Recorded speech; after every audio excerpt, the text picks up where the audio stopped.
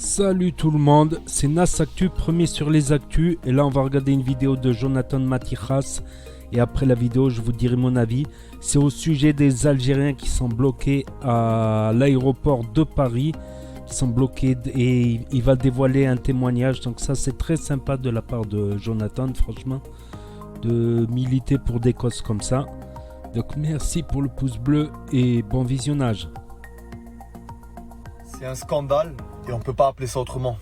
Hier soir, je voulais vous en parler, mais avant de le faire, j'ai décidé d'appeler une personne qui travaille à l'aéroport et d'appeler aussi un des 28 passagers algériens qui est bloqué à l'aéroport de Paris pour avoir toutes les informations, pour savoir exactement de quoi je vous parle, pour pas me laisser emporter par l'émotion, mais c'est un scandale. C'est complètement injuste qu'on laisse des enfants, des vieilles dames, des gens malades dormir par terre, qu'on leur coupe les vivres, qu'on leur autorise une douche à partir du 13e jour où ils sont bloqués. C'est un scandale.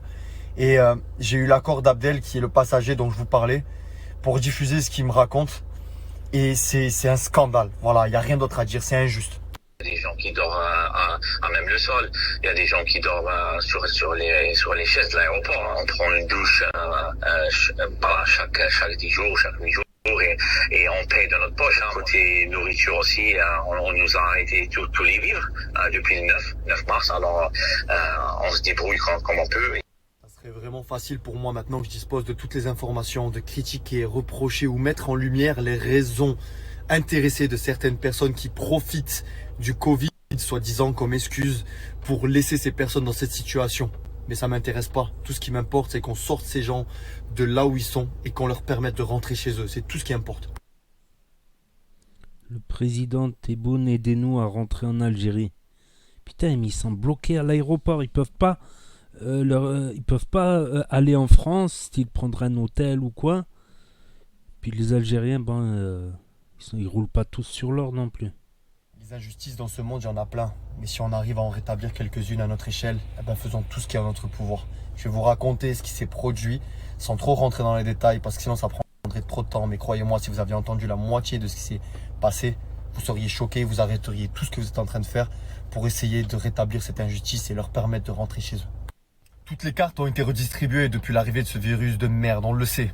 Et ce qui s'est passé, c'est que certains Algériens qui étaient en Angleterre ont demandé l'autorisation, parce que maintenant il faut demander l'autorisation au consulat algérien de Londres pour rentrer chez eux en Algérie. Certains étaient en vacances, certains étaient en visite, certains étaient partis pour leurs études. Tout le monde avait ses raisons. Ils ont eu l'accord du consulat pour rentrer chez eux. Ils ont pris un vol qui a été autorisé. Document émanant du consulat algérien, l'autorisation. Vous pouvez mettre pause pour le lire. Pour rentrer en Algérie, ils devaient faire escale à Paris, où ils ont été interceptés par un consul, escortés par une horde de policiers qui leur expliquent qu'à cause du variant anglais, ils ne peuvent pas rentrer chez eux. Sauf que ces personnes-là ont un test PCR négatif et pour la plupart ont été vaccinés. L'incohérence continue jusqu'au lendemain où on autorise des personnes venant de la même destination à rentrer chez elles. Et l'Algérie a fermé ses frontières depuis début mars. Sauf que ces 30 personnes bloquées à l'aéroport continuent de voir des passagers constamment passer devant elles pour rentrer. Cette injustice me révolte.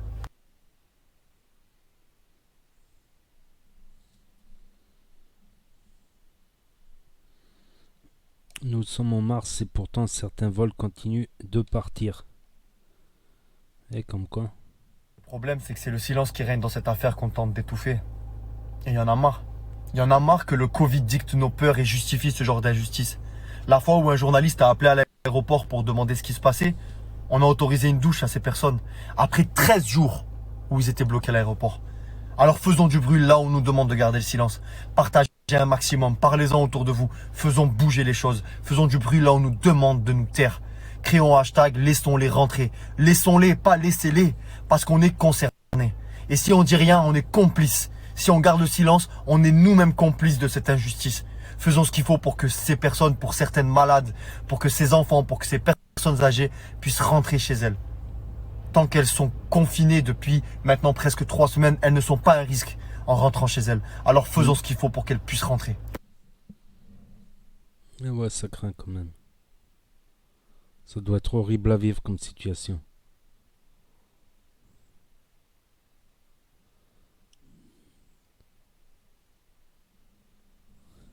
Déjà que rester 2 heures dans cette salle d'attente, 2 heures dans une salle d'attente. C'est horrible, mais là, ils sont restés quoi, 2 semaines, 3 semaines? L'habitude d'entendre que les Algériens sont un peuple fier et solidaire, prouvons-le aujourd'hui. Tous les Algériens, tous ceux qui sont d'origine algérienne comme moi, ou tous ceux qui sont sensibles à cette cause, unissons-nous pour sortir tous ces Algériens bloqués à l'aéroport de Paris, pour leur permettre de rentrer chez eux, partager un maximum et renversons cette injustice. Soyons unis et sortons du silence.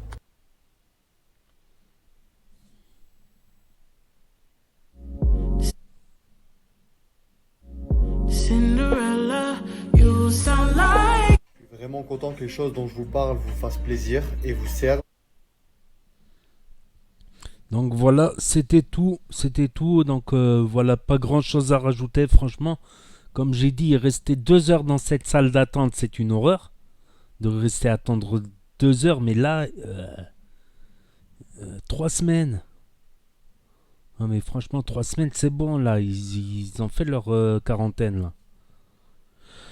Tout ça parce qu'il y a le variant anglais, tout ça. Je comprends rien, je comprends rien. C'est pas joli. En tout cas, c'est bien de dénoncer des trucs comme ça quand ça arrive. Voilà, si ça peut avoir des répercussions et positives, voilà, tout simplement. Donc n'hésitez pas à me dire ce que vous en pensez, à mettre un pouce bleu, à vous abonner, à cliquer sur la cloche et je vous dis à très bientôt pour de nouvelles vidéos. Tchuss, merci d'avoir regardé.